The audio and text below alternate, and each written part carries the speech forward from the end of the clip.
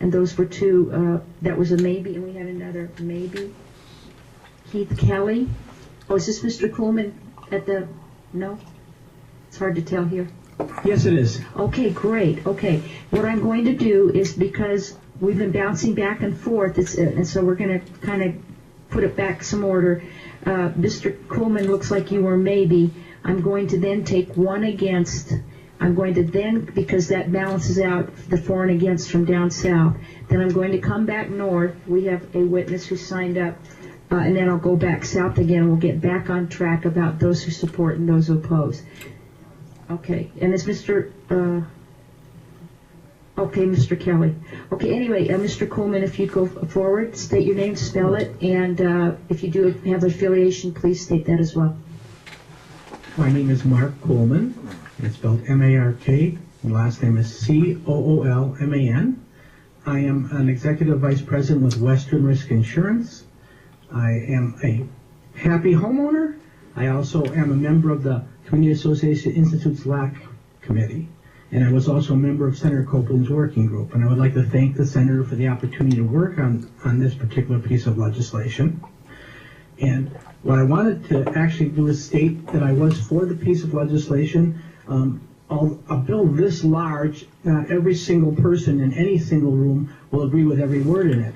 But as a whole, it deals with a great problem. In my particular specialty, insurance, one of the things that we did is we looked at it from the association's point of view, not from the insurance agent's point of view.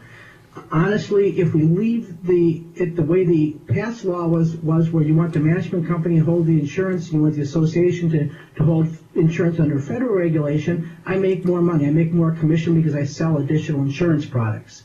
But it's not in the betterment of the homeowners association, so we actually said, hey, where's the risk?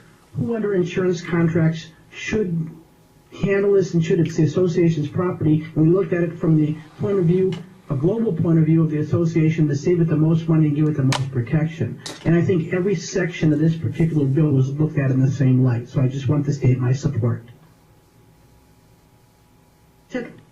Any questions, committee? Any comments? Thank you very much. And we have one of the people I called, hopefully, at the table. Oh, we have two people at the table. Okay. We're going to come back north after this witness, and then we'll come back south. So please identify yourself and any affiliation. Spell your name, too, please, for the record, and begin. Okay. My name is Keith Kelly, K-E-I-T-H, K-E-L-L-E-Y. I, too, was a proud member of the committee, and I'd like to, again, thank Senator Copeland for putting this work group together. I was one of 5 realtors that were included within this group.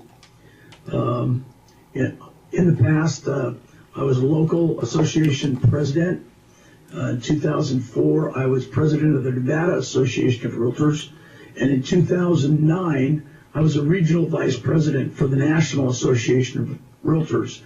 And I was always kind of given a hard time because 4 of my 6 states are leaders in foreclosures and short sales. I am also a licensed property manager, and I am an REO agent for several banks. Again, I support most of the bill, but I do have some concerns.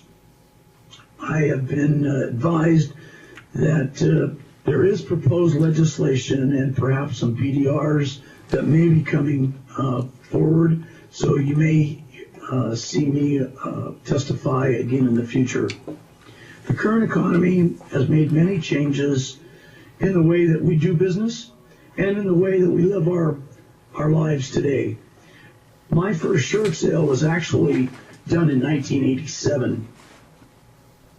First, let me address my concerns as a property manager. Because of the economy and the housing issues, many good people have been forced to become tenants and to rent properties. For the majority of those people, they are very good tenants. Tenants are addressed for being responsible for damage to properties and harassing of the board members in Section 16. I totally agree with this.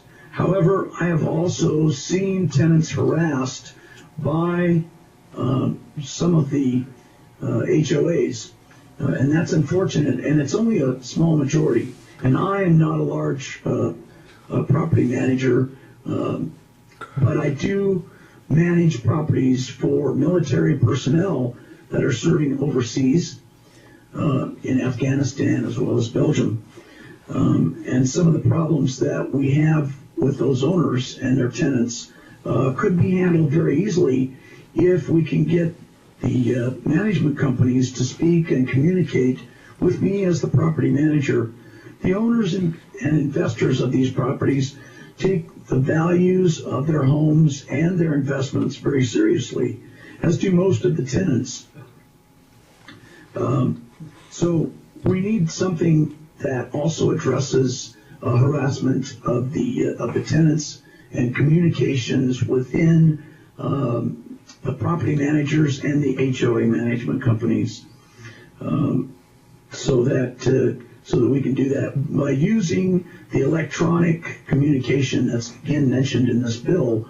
It would be very easy to put in the email address of the property manager and include them. Property managers are not looking to vote for the owners or anything like that. We just want to make sure that if there are fines, that those fines are taken care of in a timely manner and don't get out of hand.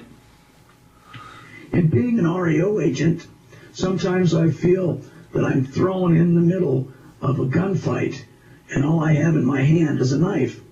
And this is going on between the banks and the collection companies or the HOAs. And unfortunately, sometimes, or in all instances, these fines are from previous owners.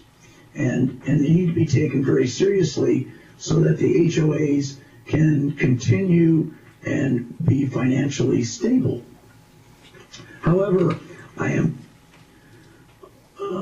involved in a sale where the collection fees are $8,500. The HOA monthly fee is $45. It was just raised from $35 to $45. Of this $8,500, almost $1,600 of this $8,500 was in regards to landscaping. Through hard work with the owner, myself, and the buyer, we've gone out and for less than $125 made the repairs and have moved forward. But we still have this collection hanging over that the buyer may be required to pay. Again, where is that money really going back to the homeowner association? Mr. Kelly, we're going to need to wrap up, please. Okay.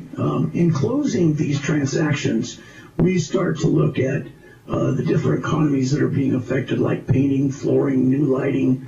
All of these are going to be done. Communicating will get these transactions closed and help our economy move forward. Thank you very much, and I would ask for any questions. And again, I thank Senator Copeland. And thank you. And it does indicate that even the members of the working group can come forward and have their concerns shared. So we had you as a maybe. Any questions or comments, committee? Okay, and as I said, thank you.